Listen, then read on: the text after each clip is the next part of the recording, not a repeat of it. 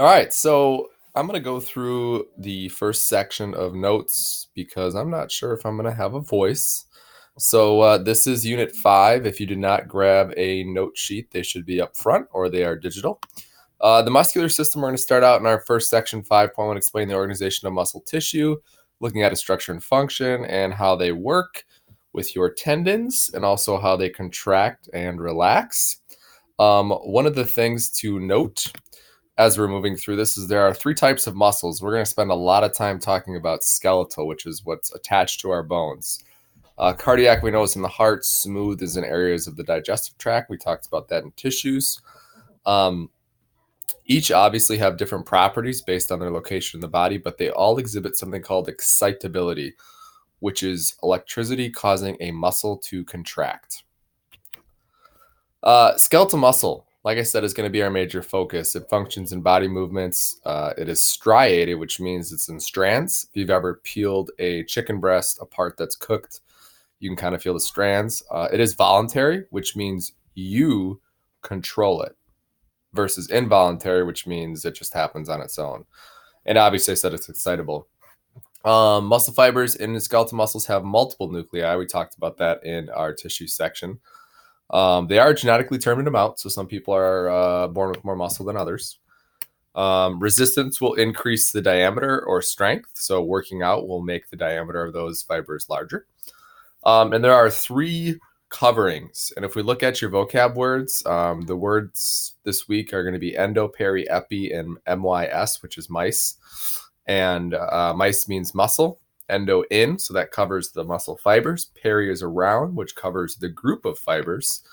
We call that a fascicle. And then epi means on top, and that covers the entire muscle. And this is what actually ends up being the tendon that connects to the bones. And it connects in a sheet-like called aponeurosis, which just means it's kind of a sheet of connection. Here's basically what I talked about. So here's a muscle fiber. So your endomysium would be in between all of these. Here's a fascicle wrapped in perimysium, and then this whole thing is epimysium, covering the outside. Here's your tendon, here's your bone. So this week we're going to spend a lot of time. You're actually going to build something with noodles to basically identify what this looks like. All right, tendons connect to the bone. All three of those layers come together at the end and form that tendon. So if we cut this open, you would see the perimysium and endomysium as well. Smooth muscle, like we said before, is found in areas of the digestive tract. Spindle shape, non-striated, involuntary, so a little different than the multinucleated striated. So this is not striated, not in strands. Kind of looks like that. You don't control this. It works on its own. So here are the locations: stomach, bladder, and what their functionality is basically moving food all the way through the body, as you can see here. That is called peristalsis, and it is a coordinated alternating movement changing in size and shape, and it is what moves food through the digestive tract. Cardiac muscle, as you know, is found in the heart. It is striated, and it has these things called intercalated discs, which is kind of like weaving your fingers together, as you can see here. It looks like ground beef. That's how I always think about it. You know how ground beef kind of is in these little tubes. One nucleus as compared to multiple in the skeletal muscles. We'll talk about the advantages of that later. And it is also involuntary. Your heart will beat on its own. And that intercalation allows for simultaneous contraction. So when electricity moves through your heart, it can move through equally. If it does not move through the heart equally, then you have something called arrhythmia, where your heart, instead of going ba-bump, ba-bump, it goes ba-bump, bump, or ba-bump, bump, bump, bump. Probably not like that. But that's what produces a healthy heartbeat. Now, 5 properties. Got to know this. And if you have not figured this out in my class yet, you can guarantee that there is going to be the first question is going to ask about these properties or functions of the system. Adaptability, change differences in stress. So the muscles will adapt if you put stress on them. Contractility, in order to cause force, they will shorten or contract.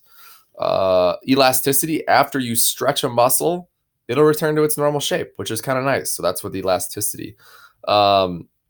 Extensibility is actually just the ability to stretch. So elasticity is allowing you to come back to its normal size. extensibility allows you to stretch it. And then irritability basically means it will respond to a stimulus. So if I hit you with a taser, that electricity is going to run through your muscle, it's going to contract. So it is irritable, which means it can respond. In terms of the muscle contraction, a contraction means to shorten. An agonist is a muscle that is applying a force. So the best example for you to understand this is the bicep. And just like the calf muscle, which we'll call the gastrocnemius, and the tibialis anterior, which is your shin muscle, those would also be agonists and antagonists. But your antagonist is the opposing force. That is actually triceps. So an agonist would allow you to do a pull up, and tricep would allow you to do a push up.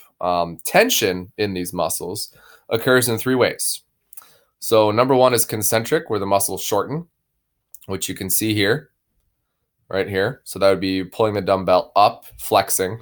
Isometric, where the muscles remain the same length. So that'd be moving it a little bit, but maintaining the contraction. So the muscle doesn't shorten. It's just like holding something straight out, as you can see here.